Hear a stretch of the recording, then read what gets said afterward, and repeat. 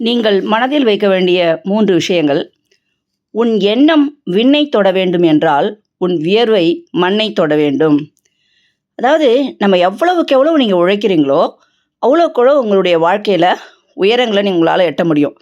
சிலருக்கு தோணலாம், நம்ம எவ்வளவு தான் வேலை செஞ்சாலும், எவ்வளவு தான் கஷ்டப்பட்டு உழைச்சாலும், நம்மளால வாழ்க்கையில முன்னேற முடியலையே அப்படின்னா, நீங்க 2 இருக்கு. ஹார்ட் ஒர்க்குன்னு ஒண்ணு இருக்கு, ஸ்மார்ட் ஒர்க்குன்னு ஒண்ணு இருக்கு.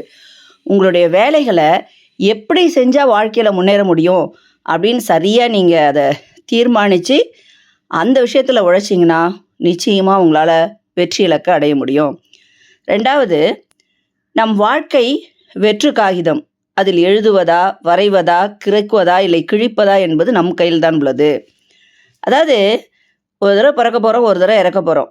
இதுக்கு இடைப்பட்ட இந்த வாழ்க்கையில தீதும் நன்றும் பிறதர வாரா. எந்த விஷயமா இருந்தாலும் சரிதான். அது ஒரு வெள்ளை காகிதத்துல நம்ம கவிதை எழுதலாம், கதை எழுதலாம், நல்ல ஒரு படம் வரையலாம், இல்ல கிறுக்கலாம், இல்ல அத கிழிச்சு போடலாம். எல்லாமே நம்ம கையில தான் இருக்கு. நம்ம என்ன செய்றோமோ அதுதான் நம்மளுடைய வாழ்க்கை. நாம நினைக்கிறோம், பிறர பத்தி குறை சொல்றோம், நம்ம வாழ்க்கையில நம்ம முன்னேறலனா இவங்க தான் காரணங்கிறோம், நம்ம கஷ்டம் இல்ல. நம்மளுடைய வாழ்க்கையில உள்ள கஷ்டங்களா இருந்தாலும் சரி, சந்தோஷமா இருந்தாலும் சரி, அது நம்மளால மட்டும் தான் முடியும். அந்த கஷ்டத்துலேருந்து வெளியில வரத்துக்கும் சரிதான், இல்ல சந்தோஷத்த அனுபவிக்கிறதுக்கும் நம்ம மனநிலையை மாற்றிக்கொண்டோம்னா, நிச்சயமா நம்மளால சந்தோஷமா இருக்க முடியும். 3வது, தோல்வி அடைந்தால் போகிற பாதையை மாற்றிக்கொள்ளுங்கள். இலக்கை மாற்றாதீர்கள். நம்ம எப்போயுமே அப்படிதான்.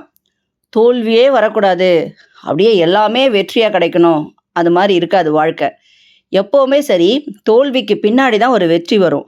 அப்ப தோல்வி அடைஞ்சோனே நம்ம என்ன நினைக்கிறோம்னா, நம்ம போய் இந்த இலக்க நம்ம நினைக்கிறோம்ல, அந்த இலக்கு தப்பு அப்படின்னு அத மாத்திக்கிறோம். அத மாரி மாத்திக்காதீங்க.